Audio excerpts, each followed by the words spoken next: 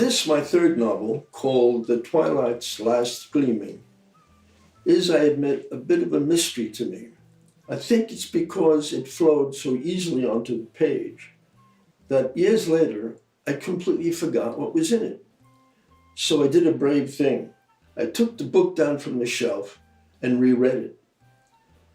Now, writers don't tend to do that. I think because they're a little afraid that not the book will be bad, but that it's going to be other than what they intended it to be, which is often the case. Honestly, though, when I reread it, I loved it.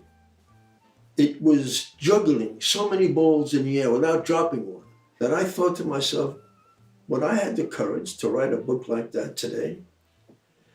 I don't know. The book is about a cautious professor of history. His name is Justin Warmflash, and he is having an affair with one of the young students in his class, Lorraine Bengelsdorf. She turns out, because of the way he teaches the history of the current events and so forth, she turns out to be a political activist, which he didn't count on.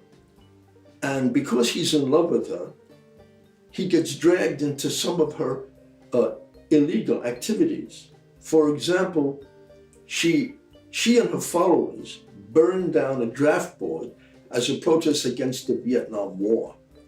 And later in the book, in its climax, she and her followers destroy a factory because it's polluting the environment. So the book is part farce and part explosive 1960 America.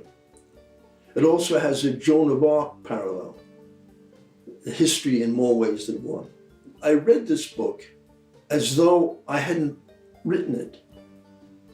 And so when I loved it, I think that's probably the best recommendation one can have. Do you agree?